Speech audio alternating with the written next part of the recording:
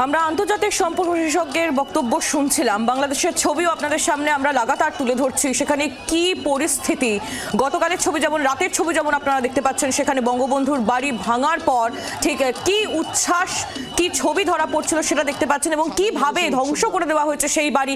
সকালের ছবি দেখুন, এখনো পর্যন্ত সেখানে বুলডোজার উপস্থিত রয়েছে এবং এখনো পর্যন্ত প্রচুর মানুষ আমরা দেখতে পাচ্ছি। বঙ্গবন্ধুর বাড়ি ভেঙে ফেলার সময় যে উচ্ছ্বাস, সেই ছবি আরো একবার তুলে ধরছি আপনাদের সামনে।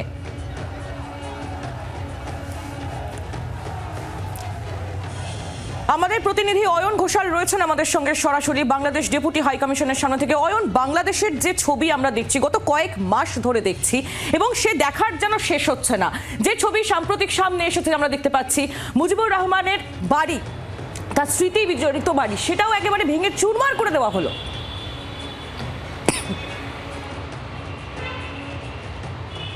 বদলের বাংলাদেশে শান্তি ফিরবে কবে? বাংলাদেশের বিভিন্ন বেল্টে মৌলবাদী যে শক্তি, এই শক্তিকে নিয়ন্ত্রণ করার মতো সদিচ্ছা বা পরিকাঠামো আদৌ কি ইউনূস প্রশাসনের আছে? এই প্রশ্নগুলোর আবহে এই মুহূর্তে দফায় দফায় উত্তপ্ত বাংলাদেশের কথা মাথায় রেখে কলকাতায় বাংলাদেশ ডেপুটি হাই কমিশনের নিরাপত্তা আরও কয়েক গুণ বাড়িয়ে দেওয়া হয়েছে। হাই কমিশনে ঢোকার সামনের রাস্তা সম্পূর্ণ সিল করে দেওয়া হয়েছে। তার কারণ, এর আগেও যখন বাংলাদেশের উদ্ভূত পরিস্থিতি কার্যত নিয়ন্ত্রণের বাইরে চলে গিয়েছিল, তখনও কিন্তু একাধিক সংগঠন, তার মধ্যে ধর্মীয় সংগঠন রয়েছে, তার মধ্যে অন্যান্য রাজনৈতিক সংগঠন রয়েছে, তারা বারবার ডেপুটি হাই কমিশনের অফিসের সামনে এসে বিক্ষোভ প্রদর্শন করেছেন এবং এই গোটা এলাকার যে 144 ধারা, এই 44 ধারা বারবার ভঙ্গের চেষ্টা করেছেন। এবং ঠিক সেই কথা মাথায় রেখে গতকাল, যেখানে বাংলাদেশের অন্যতম সৃষ্টির প্রধান কারিগর বঙ্গবন্ধু, তার ধানমন্ডির বাসভবন যেভাবে বুলডোজার দিয়ে গুঁড়িয়ে দেওয়া হয়েছে, তার আঁচ যাতে কোনোভাবে কলকাতায় অবস্থিত বাংলাদেশ ডেপুটি হাই কমিশনের অফিসের ওপর না পড়ে, তার জন্য ইতিমধ্যেই সচেষ্ট রয়েছে তিলজলা থানার পুলিশ। আমরা দেখতেও পাচ্ছি পুলিশের বাড়তি ফোর্স, এই মুহূর্তে কার্যত আর্মড পুলিশ, সশস্ত্র পুলিশ, তারা কিন্তু রীতিমতো এখানে ব্যারিকেড করে নিরাপত্তার প্রাচীর তৈরি করেছে ডেপুটি হাই কমিশনার অফিসের সামনে। এবং যে ছবি উঠে আসছে, যেটা নিয়ে আন্তর্জাতিক মহল বারবার উদ্বেগ প্রকাশ করছে, যেটা নিয়ে ইসকন বারবার উদ্বেগ প্রকাশ করছে, সেটা হচ্ছে বাংলাদেশে আইনের অনুশাসন এটা নেই বলে তারা বারবার দাবি করছেন। এমনকি ইসকন মুখপাত্র রাধারমণ দাস, কিছুক্ষণ আগে টেলিফোনে তার সাথে কথা হয়েছে, তিনি বলছেন যে ঠিক যে ইস্যুতে বাংলাদেশের হাইকোর্ট কেন চিন্ময় কৃষ্ণ দাসের জামিন বারবার আটকে দেওয়া হচ্ছে, সেই প্রশ্ন তুলে ইউনূস সরকারকে কার্যত তুলোধনা করেছে। সেই একই ইস্যুতে কিন্তু এবার ইউনূস সরকারকে যারা বঙ্গবন্ধুর যারা অনুগামী রয়েছেন, তারাও কিন্তু একইভাবে তারা কার্যত সমালোচনার ঝড় বইয়ে দিচ্ছেন।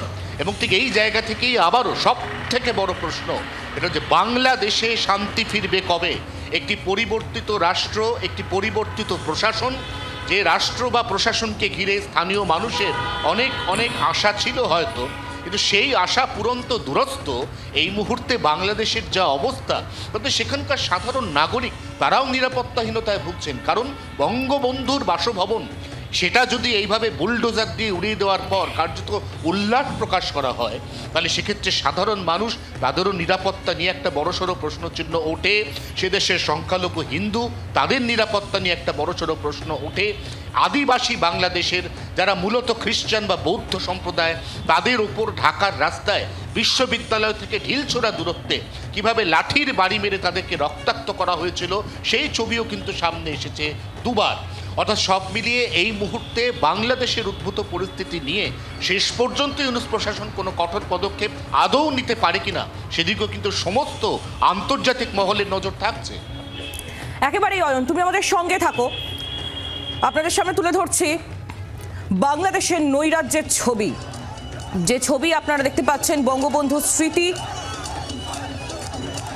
মুছে দিল ইউনূস বাহিনী।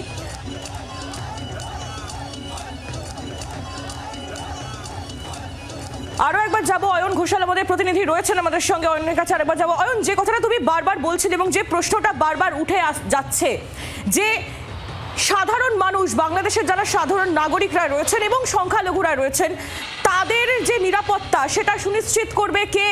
সেটা সুনিশ্চিত হবে কবে? কবে শান্তি ফিরবে বাংলাদেশে? বাংলাদেশে?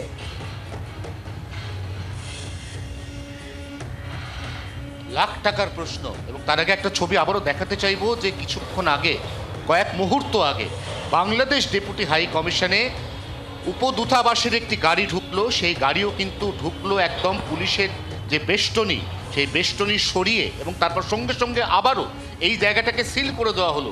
অর্থাৎ কোথাও কোনোভাবে বাংলাদেশের এই নতুন করে উদ্ভূত পরিস্থিতি বা অশান্তি তার আঁচ কোনোভাবেই যাতে দূতাবাসের ওপর না পড়ে সেই চেষ্টা ইতিমধ্যেই করা হচ্ছে। এবং তার পাশাপাশি আমরা তোমার যে মূল প্রশ্ন, সেটা হচ্ছে বাংলাদেশে শান্তি ফিরবে কবে, বা আদৌ শান্তি ফিরবে কিনা, এটা এই মুহূর্তে সত্যি সত্যি একটা অত্যন্ত গুরুত্বপূর্ণ প্রশ্ন। কারণ বেশ কয়েকদিন হয়ে গেছে প্রশাসনকে সামলে নেওয়ার, তাকে বোঝার এবং তাকে নিয়ন্ত্রণ করার মতো পর্যাপ্ত সময় বাংলাদেশের অন্তর্বর্তীকালীন প্রশাসক মোহাম্মদ ইউনূস তিনি পেয়েছেন।